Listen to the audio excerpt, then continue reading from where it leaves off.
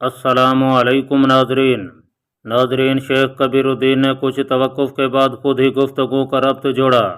गुलवकोज, मैंने बड़ी सोचो विचार के बाद ये फैसला किया है कि इस मुहिम की तश्कील की जिम्मेदारी तुम पर डालूंगा। मुझे पूरी उम्मीद है कि तुम इस बार सबका नाकामी की तरह वापस नहीं आओगी। हमात में जो कुछ हुआ था मैं उसकी जिम्मेदार नहीं हूँ। बाहर के मैं किसी किस्म की बदमज़गी नहीं चाहती। सिर्फ इतना कहूँगी कि आपके भरोसे पर पूरा उतरूँगी। आप मुझे मुहिम के बारे में बताइए। गुलवकोज सपाट लहजे में बोले, मुझे कहरा के खलीफा की मौत की हतमी खबर चाहिए। अगर उसका सर काट कर ला सको तो बेहतर है। अगर तुम इस मुहिम में कामयाब रहें तो तुम्हें मुंह बोला इनाम दिया जाएगा। शेख और रईस, मुझे ये मुहिम मंजूर है, मगर इस काम की कीमत मैं पहले तय कर लेना चाहती हूँ। ये क्या कह रही हो गुलवकोज?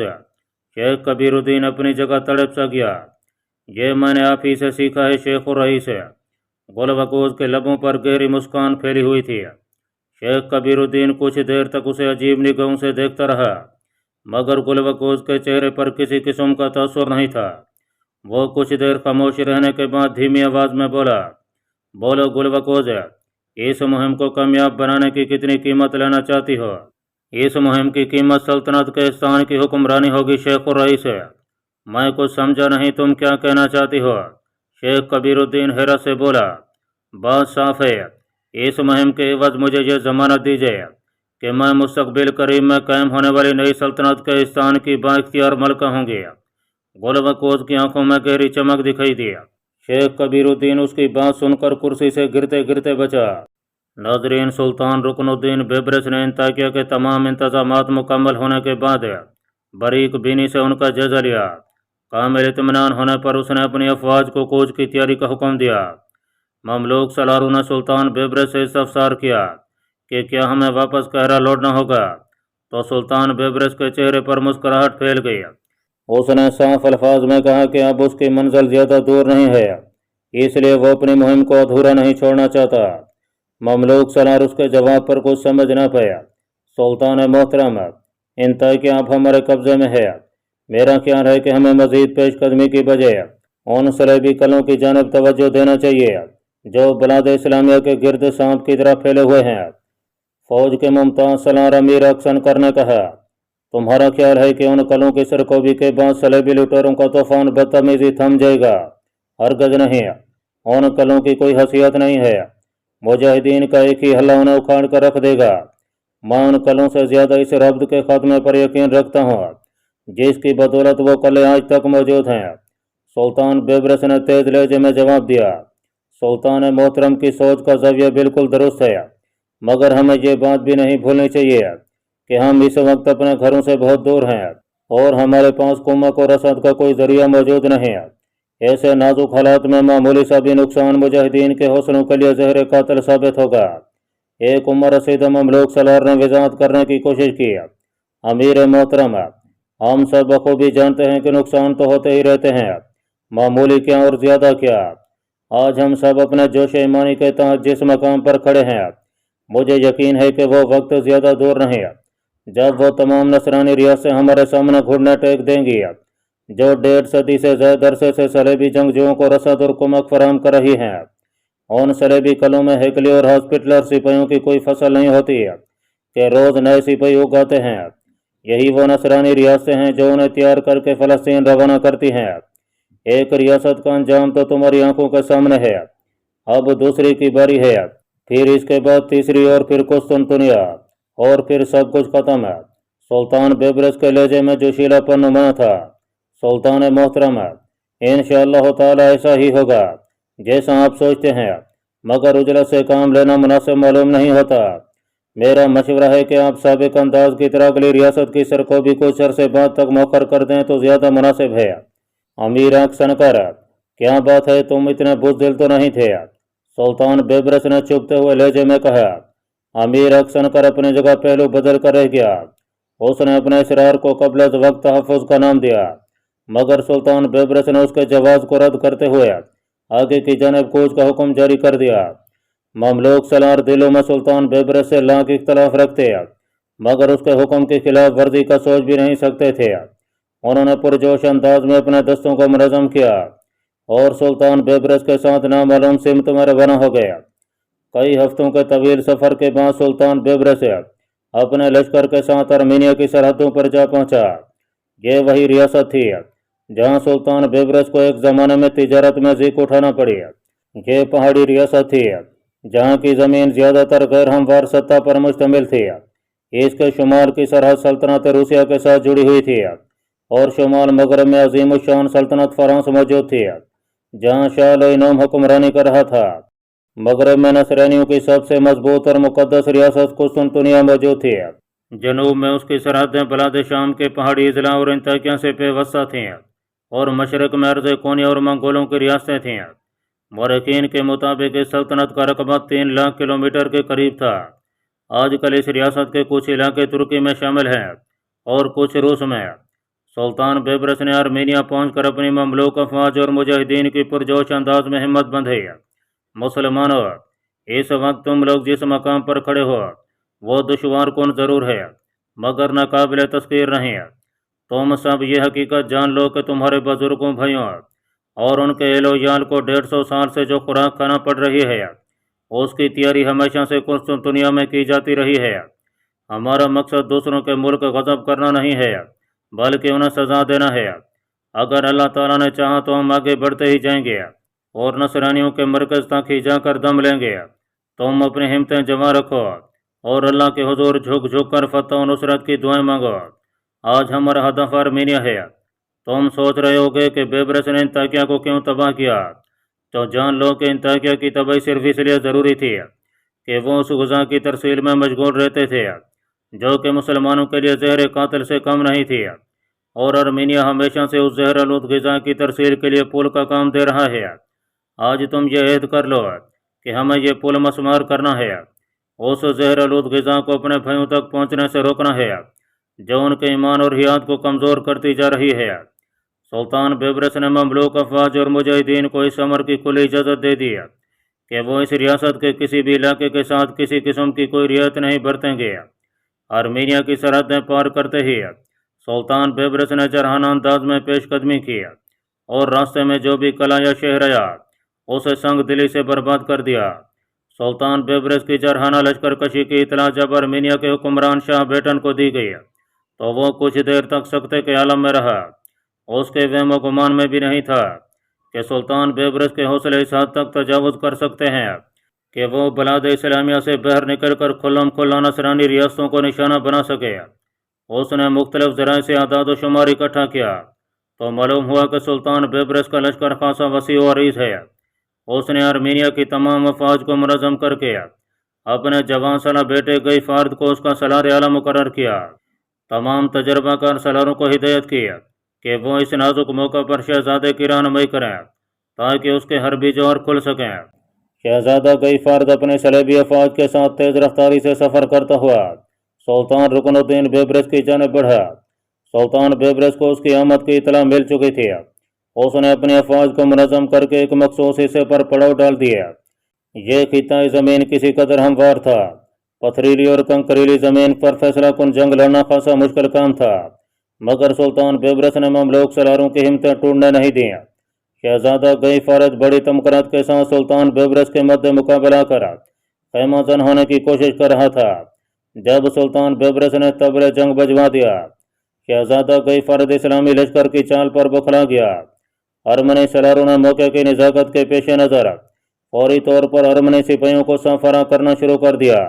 सुल्तान बेबरस उन्हें कोई ऐसा मौका नहीं देना चाहता था जिससे वो मुनज़्ज़म हो जाते। फरीकैन में दो बदो लड़ाई का आगाज़ हो गया। मुजाहिदीन अरमनी लश्कर की आमद पर ही पुरजोश हो गए थे। सुल्तान बेबरस की जानिब से हमले का हुक्म पाकर वो अकाबों की मानद झपटे। एक दिन की जरहाना लड़ाई के बाद शहजादा गई फारद अपने अहम सलारों के साथ गिरफ्तार कर लिया गया। शहजादा गई फारद की गिरफ्तारी की खबर ने अरमनी फौजों के हौसले पस्त कर दिए। यकलख्त लड़ाई का नक्शा बदल गया। अरमनी फौज की कसीर तादाद गिरफ्तार करके कैदी बनाई गई। मुजाहिदीन फतह का मुजदा सुनकर सजदों में गिर गए। सुल्तान बेबरस ने भी शुक्र का कलमा अदा किया और मुजाहिदीन के ईमान कुन जज्बे को सराहा। शहजादा गई फारद की गिरफ्तारी के बाद سلطان بیبرس نے شاہ بیٹن کے نام ایک نامہ لکھوایا جس کا متن کچھ اس طرح تھا: سلطان بیبرس کی جانب سے شاہ بیٹن کے نام، چونکہ تمہارے لشکر میں کوئی ایسا نہیں بچا جو تمہیں حالات کی خبر دیتا، لہذا میں تمہیں یہ اطلاع دیتا ہوں کہ اللہ تعالیٰ نے ہم دونوں کے درمیان فیصلہ کر دیا اور تمہیں ایک غمزاد باپ بنا دیا۔ تمہارے بیٹے کو ہماری اسیری راہ سے ورنہ ممکن تھا کہ میدان کے کسی حصے میں اس کی گھوڑوں سے کچلی ہوئی لاش دیکھنے کو ملتی۔ تمہاری ریاست کے لوگوں نے مسلمانوں پر ظلم و ستم میں کبھی ریت سے کام نہیں لیا، لہذا میں تمہاری اسیر ریت کے ساتھ بھی وہی کر رہا ہوں جو کہ مکافات میں ہوتا ہے۔ بہت جلد تمہیں آرمینیا کے ولی عہد کا سر روانہ کر دیا جائے گا تاکہ تمہیں عبرت ہو۔ گرفتار شدہ رمنی سپاہیوں میں سے خصوصاً جوان افراد کو الگ کر لیا گیا اور بوڑھے افراد کو الگ۔ جوان سپاہیوں کے بارے میں حکم دیا کہ ان کی گردنیں اڑا دی جائیں، جبکہ بوڑھے سپاہیوں کو صرف قیدی رکھا گیا۔ سلطان بیبرس اپنے پڑاؤ میں یوں بیٹھ گیا جیسے وہ کسی شکار گاہ میں تفریح کرنے آیا ہو۔ مجاہدین چوکنے انداز میں اپنے گرد و پیش پر نظر رکھے ہوئے تھے۔ شاہ بیٹن کو جب اپنے بیٹے گئی فرد کی خبر ملی تو اس کی حالت غیر ہونے لگی۔ وہ شدت غم سے نڈھال ہو گیا اور اس نے سلطان بیبرس سے خود ملنے کا فیصلہ کیا۔ نہایت تیز رفتاری سے وہ اپنے مخصوص عہدیداروں کے ساتھ میدان جنگ میں پہنچا اور سلطان بیبرس سے اپنے بیٹے کی رہائی کی التجا کی۔ سلطان بیبرس نے کافی غور و خوض کے بعد ایک معاہدہ تحریر کیا اور اس کے سامنے رکھ دیا۔ اس معاہدے میں چند شرائط درج تھیں جن کی روح سے آئندہ آرمینیا قسطنطنیہ سے آنے والی افواج کو گزرنے کا راستہ نہیں دے گا اور کسی قسم کی تخریبی کارروائیوں میں حصہ نہیں لے سکے گا۔ ارض مقدس میں موجود صلیبی جنگجوؤں کی کوئی مدد نہیں کی جائے گی اور نہ ہی آرمینیا ان کو اپنی زمین پر پناہ دے گا۔ مسلمان علاقوں پر لشکر کشی کی صورت میں ایل خانی منگولوں کی معاونت نہیں کی جائے گی اور بوقت جنگ وہ دونوں فریقین سے غیر جانبدار رہیں گے۔ شاہ بیٹن نے اپنے عہدیداروں سے صلاح و مشورے کے بعد اس معاہدے پر دستخط کیے اور سلطان بیبرس کے حوالے کر دیا۔ اس معاہدے کی ضمانت کے طور پر تمام اعلیٰ عہدیداروں نے دستخط کیے تھے۔ معاہدے کی خلاف ورزی کی صورت میں سلطان بیبرس کو یہ اختیار حاصل تھا کہ وہ اسلامی لشکر کے ساتھ دوبارہ لشکر کشی کر کے آرمینیا کو ہمیشہ کے لیے اسلامی صوبہ بنا لیتا۔ سلطان بیبرس نے اس کے ساتھ ساتھ بڑی رقم کا خراج بھی حاصل کیا۔ یہ فیصلہ کن جنگ ثابت ہوئی تھی جس نے شاہ بیٹن کی کمر توڑ ڈالی تھی۔ وہ ایک طویل عرصے تک مدافعت کرنے کے لائق نہیں رہا تھا۔ سلطان بیبرس نے آرمینیا کا فیصلہ کرتے ہوئے مزید پیش قدمی کی اور اگلی ریاست اناطولیہ پر جا جھپٹا۔ یہ ایک چھوٹی سی نصرانی ریاست تھی مگر اس میں تاجر آبادی کی کثرت تھی۔ اناطولیہ کے ایک اہم شہر ادنیا کو نشانہ بنایا گیا۔ فصیل کو مسمار کر کے اس شہر کی اینٹ سے اینٹ بجا دی گئی۔ شاہ اناطولیہ نے جب بربادی کا پہلا منظر ملاحظہ کیا تو اس کے ہوش ٹھکانے آ گیا اور اس نے سلطان بیبرس کی مزید کسی شہر کی جانب پیش قدمی کرنے سے پہلے ہی صلح کے پیغامات بھیجنا شروع کر دیے۔ سلطان بیبرس ابھی اس غور و فکر میں تھا کہ اس پیشکش کا کیا جواب دیا جائے کہ اس کے خاص مخبروں نے یہ اطلاع دی کہ سلطان بیبرس کو فوری طور پر قاہرہ لوٹ جانا چاہیے کیونکہ شاہ قسطنطنیہ ساحل سمندر کی جانب سے ایک بڑا لشکر بلاد مصر میں اترنے کی کوشش میں مصروف ہے۔ سلطان بیبرس نے اپنے مملوک سالاروں کے ساتھ مشورہ کرنے کے بعد شاہ اناطولیہ کے ساتھ ایک معاہدہ امن ضبط تحریر کیا اور قاہرہ کی جانب واپسی کا اعلان کر دیا۔ انتہا آرمینیا اور اناطولیہ پر لشکر کشی اور اسلامی افواج کی کامیابی نے پورے یورپ کو ہلا کر رکھ دیا تھا۔ شاہ قسطنطنیہ کلیمنٹ چہارم کو جیسے جیسے سلطانی لشکر کی پیش قدمی کی خبریں ملتی ہیں تو اس کا ماتھا پسینے سے شرابور ہو کر رہ جاتا۔ وہ بخوبی سمجھ چکا تھا کہ سلطان بیبرس قسطنطنیہ پر حملہ کرنے کا ارادہ رکھتا ہے۔ سب سے اہم بات یہ تھی کہ روزانہ آنے والی خبروں کا احاطہ صرف قصر قسطنطنیہ نہیں تھا بلکہ یہ خبریں عمرا اور رسا کے ذریعے عام لوگوں تک متواتر پہنچ رہی تھیں۔ یہی بات سب سے زیادہ پیچیدگی کا باعث بن رہی تھی۔ ریت کی بھانت بھانت کی بولیوں سے سلطان بیبرس کا بڑا مستحکم تصور وجود میں آ چکا تھا۔ انتہا آرمینیا اور اناطولیہ کی بربادی کی کہانیوں نے انہیں سخت خوف و ہراس میں مبتلا کر دیا تھا۔ بے شمار افراد کا یہ کہنا تھا کہ سلطان بیبرس جس کامیابی کے ساتھ ساتھ آگے بڑھتا چلا رہا ہے اس سے صاف ظاہر ہوتا ہے کہ قسطنطنیہ کا استحکام اس کے سامنے ریت کی دیوار ثابت ہوگا۔ شاہ قسطنطنیہ نے فوری طور پر شاہ انگلستان ہنری سوم، شاہ جرمنی اور شاہ فرانس لوئی نوم سے پرزور الفاظ میں درخواست کی کہ وہ سب مل کر فوری طور پر صلیبی جہاد کا اعلان کر دیں، کہیں ایسا نہ ہو کہ سلطان بیبرس قسطنطنیہ کو رونتا ہوا ایک ایک کر کے تمام نصرانی سلطنتوں کو پامال کرتا چلا گیا۔ شاہ جرمنی اور شاہ انگلستان نے اپنی داخلی پریشانیوں کے باعث کسی قسم کی مدد سے معذرت کر لیا، البتہ شاہ فرانس لوئی نوم مسلمانوں کی یلغار کی خبر سن کر کھول اٹھا اور اس کی مذہبی خدمات کا جذبہ خاموش نہ رہ سکا۔ اس نے مردانہ وار شاہ قسطنطنیہ کی آواز پر لبیک کہتے ہوئے نہایت سرگرمی سے صلیبی جہاد کی پشت پناہی کا اعلان کر دیا۔ صلیبی جہاد کا باز اس قدر پیٹا گیا کہ لوگ مذہبی جوش و خروش سے لشکروں میں شامل ہونے لگے۔ شاہ قسطنطنیہ کو صلیبی جنگ کی تیاری کے آغاز کی خبر ملی تو وہ مطمئن اور مسرور ہو گیا۔ اسی دوران اسے یہ خبر ملی کہ سلطان بیبرس اپنی افواج کے ساتھ قاہرہ واپس لوٹ گیا ہے تو اس کے سب خدشات مٹ گئے۔ ناظرین، گل وقوز خاموشی سے شیخ الرئیس کی متغیر حالت کو دیکھ رہی تھی۔ شیخ الرئیس کو شاید اتنی بڑی فرمائش کی توقع نہیں تھی، اس لیے اسے حیرت کا شدید جھٹکا لگا۔ وہ کئی ساتوں تک کچھ نہیں بول پایا۔ گل وقوز کچھ دیر کے انتظار کے بعد دوبارہ بولے، شیخ الرئیس، میرے کانوں میں ابھی تک آپ کے وہ الفاظ گونج رہے ہیں جن میں مجھے یہ یقین دہانی کرائی گئی تھی کہ اگر میں آپ کے لیے کوئی کام کروں گی تو مجھے اس کا منہ مانگا معاوضہ دیا جائے گا، پھر اس قدر سوچ و بچار کس لیے؟ گل وقوز، تم نے اپنی حیثیت سے بہت بڑھ کر چھلانگ لگائی ہے۔ میں اپنی سلطنت کے قیام کے آغاز پر کسی قسم کی بدمزگی نہیں چاہتا، حالانکہ آج کا دن میرے لیے دکھوں کا پیغام لایا ہے۔ جہاں مجھے ابو نصر اور متی الدین کی موت سے شدید دھچکا لگا ہے، وہیں تمہارے مطالبے نے مجھے بے حد رنجیدہ کیا ہے۔ تو میں شاید اس بات کا اندازہ نہیں کہ میں اپنے ساتھیوں اور محسنوں کو کبھی فراموش نہیں کیا کرتا۔ شیخ کبیر الدین کے لہجے میں گہرا دکھ جھلک رہا تھا۔ شیخ الرئیس، یہ بھی آپ ہی کا دیا ہوا سبق ہے کہ اگر مجھے آئندہ زندگی میں کامیابی کی جانب بڑھنا ہے تو مجھے جذباتیات اور نرم و نازک احساسات سے کنارہ کشی کرنا ہوگی اور صرف اپنے مقصد اور ہدف پر نگاہ مرتکز رکھنا ہوگی۔ میں آج اپنے محفوظ مستقبل کو مد نظر رکھتے ہوئے یہ شرط عائد کر رہی ہوں کہ آپ کی کامیابی میں مجھے پورا حصہ ملنا چاہیے۔ گل وقوز کا لہجہ بالکل سپاٹ تھا۔ اچھی طرح سوچ لو گل وقوز، اگر تم اس شرط کو ختم کر دو تو میں تمہیں وہ کچھ دوں گا جس کا تمہیں وہم و گمان بھی نہیں ہوگا۔ شیخ الرئیس نے ڈھیلے لہجے میں کہا۔ شیخ الرئیس، گل وقوز ایک ہی بار اچھی طرح سوچ سمجھ کر فیصلہ کرتی ہے۔ ٹھیک ہے، مجھے تمہاری شرط منظور ہے۔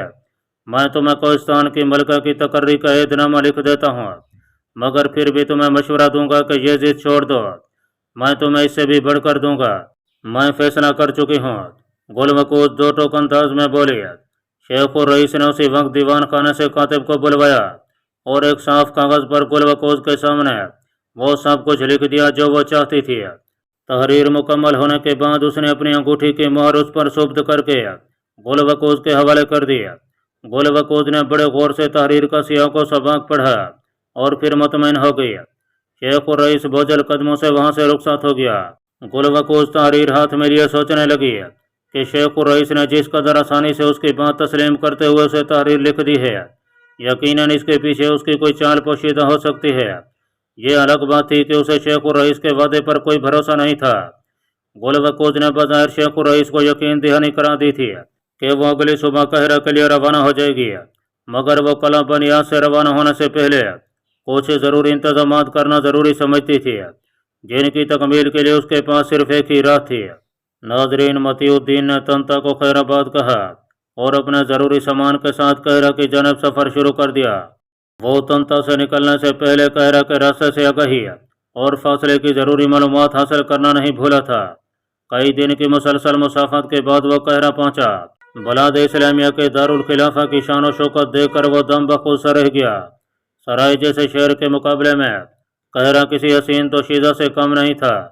اس نے قاہرہ میں جب قدم رکھا تو اسے اپنے آپ میں خود اعتمادی کے اضافے کا احساس ہوا۔ یہی وہ شہر تھا جہاں خلیفۃ المسلمین موجود تھا۔ خلیفہ کی موت اسے گل وقوز تک لے جا سکتی تھی اور خلیفہ کو قتل کرنا کوئی آسان کام نہیں تھا۔ وہ بھی اس ضمن میں سوچ رہا تھا کہ ایک نرم سا ہاتھ اسے اپنے کندھے پر دباؤ ڈالتا ہوا محسوس ہوا۔ وہ چونک کر پیچھے مڑا اور اسے دیکھنے لگا۔ ناظرین، شیخ ابو رضیہ حیرت و پریشانی میں قدم اٹھاتا ہوا ایک کمرے کی جانب بڑھ رہا تھا۔ اسے کچھ ہی دیر پہلے ایک پیغام ملا تھا جو کہ اس کے لیے انتہائی غیر متوقع تھا۔ वो पैगाम किसी और की जानिब से नहीं बल्कि गुलवकोज की जानिब से था। गुलवकोज ने आज तक उसे यूं रात की तरीके में मुलाकात के लिए नहीं बुलवाया था। उसे दिन के एक हिस्से में ये मालूम हुआ था कि शेख उर रईस गुलवकोज से मुलाकात के लिए खुद उसके पास गया था। यह सुनकर उसे किसी कदर तज्जुब भी हुआ कि ऐसा कौन सा मामला दरपेश था कि शेख उर रईस को गुलवकोज के पास जाना पड़ा, मगर वो ज्यादा कुरेदने के चक्कर में नहीं था। अब गुलवकोज के बुलावे ने उसे खासा मुस्तरब कर दिया था। वो तेज कदमों से चलता हुआ गुलवकोज के कमरे में जा पहुंचा।